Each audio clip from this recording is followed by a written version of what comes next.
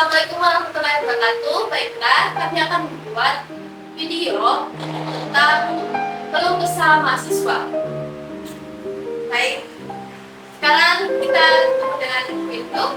Baik, perkenalkan nama saya Windu Yoga Nugraha dengan NIM 230209501039. Dan dengan saya Amelia dengan NIM 2302009501030. Nah, jadi kita langsung saja ke pertanyaan pertama. Baik, untuk Windu, apa sih masalah yang kamu dapatkan di masa perkuliahan ini? Oke. Masalah yang saya dapatkan dari perkuliahan ini yang satu ya, nomor satu, top satu masalah yang saya temukan di kuliah ini yaitu cara bagi waktu. Sekali. Kenapa tuh? Susah sekali cara kuliah. Ini tuh karena saya masuk di sebuah organisasi yang dengan full proker dan juga saya koordinator. Masalahnya saya dan yang terkuat di sini. Anggota saya tidak bisa disuruh untuk kerja melakukan apa-apa yang di job desk ini. Penjujur harus di, oke. Jadi saya bingung harus apa. Sebagai koordinator, saya sering ditegur, kenapa kamu tidak tegur anggotamu atau perintahkan anggotamu untuk melakukan job desk tersebut. Masalahnya mereka tidak tahu juga. Saya bikin saja di roasting, apalagi mereka. Oh iya. Oke, selain itu di perkuliahan ini juga sangat banyak laporan. Laporan-laporan tersebut adalah melaporkan hasil program atau modul-modul program. Masalahnya, uniknya, gilanya, kita disuruh tulis tangan. Kita hidup di zaman teknologi dan masih disuruh menulis tangan untuk laporan. Ya, saya juga setuju sih. Pendapatku tentang itu. Seminggu 3 laporan ditulis tangan plus proker-proker unik ini. Saya bisa jadi hamster. Bingung. Setiap hari saya begadang sampai jam 3 malam coba buat kerjakan hal-hal unik ini. Dan besoknya kerja laporan masuk juga kuliah jam 7 pagi. Gimana saya nggak telat coba? Gak ada yang bangunkan juga. Ya, mungkin itu keluhan saya. Apa ada saran dari kakak Amelia? Pertama tentang organisasi. Jadi menurut saran saya, itu juga resiko jadi koordinator sih. Tapi mungkin bisa diajarkan anggotanya untuk ngedit dikit-dikit yang bisa terbantu lah. Kan memang kamu lebih pro karena kamu anak multimedia, kita edit. Nah, itu mungkin yang pertama nggak tahu edit, kurang pintar, mungkin cuma pintar kayak foto lah, posting lah, berbicara lah, dan itu. Nah, mengenai tentang laporan, tapi itu memang sih itu juga bisa dihindari. Jadi mungkin ada tidak saran dari kakak Amelia untuk cara membagi waktu? Karena saya rasa waktu dalam sehari 24 jam itu nggak cukup. Bisa mungkin 50 jam sehari, tapi ya nggak bisa, itu kodrat. Jadi apa ada saran dari kakak Amel?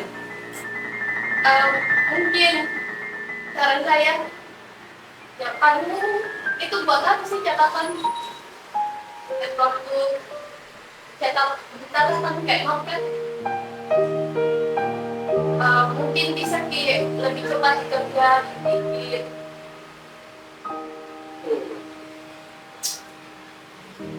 Kalau masalah itu sih mungkin sudah ya, tapi tetap saja waktu tidur saya sedikit kurang. Bahkan cuma 2-1 jam sehari. Kapan penderitaan ini akan berakhir? Ya mungkin setelah selesai kuliah. Amin. Semoga. Semoga. Siapa tahu dirinya kerja lebih parah. Kita nggak kenal. Bisa tidak seperti jadi manusia? Terus mau jadi apa hamster? Kodok. Kenapa? Oke. Pertanyaan selanjutnya. kamu meredakannya? Saat stres pasti kan ini lagi stres sekali. Bagaimana caramu untuk meredakan stres? Oke, untuk meredakan stres yang saya alami, ada beberapa hal yang mungkin saya lakukan. Ya, salah satunya itu saya keluar naik motor keliling-keliling. Ya, itu top satu yang bikin saya lega. Yang bikin saya lupa dengan laporan-laporan saya, walaupun saat kembali stres. Oke, yang kedua yang bisa bikin saya lebih tenang adalah mendengarkan musik relaksasi ala Syarif Rahman. Itu nama ketua kita di sini. Ya, musik-musiknya memang sangat-sangat klasik dan dalam yang buat hati saya tenang. Walaupun kadang berlebihan. Oke, untuk yang bisa bikin saya tenang selanjutnya itu mungkin mengerjakan tugasnya. Karena tidak bakal tenang kalau tugas itu tidak selesai. Ujung-ujung pasti saya kerja begadang, tenangnya cuma sejam, besoknya sakit kepala lagi karena tugas lainnya. Jadi jika bilang cara meredakan stresnya mungkin tidak ada ya. Ya, memang ditakdirkan terus stres. Siapa tahu ada saran dari Kakak Amel? Menurutku agak bahaya sih yang cara meredakan stres itu pertama yaitu keluar naik motor. Kan biasa kalau stres naik motor balap-balap begitu, tak tanpa sadar kayak balap terlalu tinggi. Takutnya kecelakaan di jalan. Nah, menurut saya lebih baik kayak pantai lah, di tempat kan seperti tenang. Dia itu hampir mirip kayak klasik gitu. Mungkin bisa gitu atau bisa juga pergi jalan-jalan. Kalau saya meredakan stres kayak jalan motor atau nongkrong sama teman cerita. Tapi kalau dengan keadaan saya yang bertumpuk sekali, cara liburannya bagaimana? Saya sih dia bisa berteriak. Oke, jadi itu tadi saran dari Kakak Amel. Jadi mungkin saya akan terapkan dengan berteriak mungkin. Tapi itu karena kurang etis bagi tetangga dan juga teman-teman yang di sini karena saya numpang di rumah, bukan di rumah sih, numpang di secret ya. Nah, rumah saya sangat jauh di Maros dan parah daripada Sudiang. Jadi ya kurang etis karena saya dikatakan juga sebagai orang yang tantrum dan suka stres. Memang Ya, jadi tetaplah kerjakanlah pra kalian dan hindari stres. walaupun saya dihindari stres tapi tetap Menurut buku yang saya baca, buku artikel yang saya baca itu cara meredakan stres adalah dengan berpikir positif dan lakukan saja kerjaan kalian. Tidak perlu memikirkan apa yang akan terjadi jika tugas itu tidak selesai. Dengan begitu akan memunculkan energi-energi positif di kepala kalian dan membuat kalian mengerjakannya lebih tenang. Karena jika Anda mengerjakannya sambil stres, itu justru akan membuat tugas kalian menjadi lebih lama selesainya.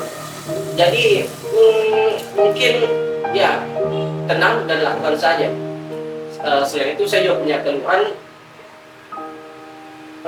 dengan cara waktu untuk belajar. Saya sebagai mahasiswa bingung, sangat jauh tertinggal dari teman-teman saya yang lain, apalagi dari kampus yang tugasnya memang sedikit seperti Yusuf. Rasanya saya mau belajar tapi bingung waktunya kapan. Ini saja tugas saya menumpuk banyak, video saya masih ada 4 belum selesai, dan anggota saya di bawah disuruh malah bilang saya juga sibuk. Jadi ya, pada saran dari Kakak Amel untuk cara saya untuk mendapatkan waktu untuk belajar.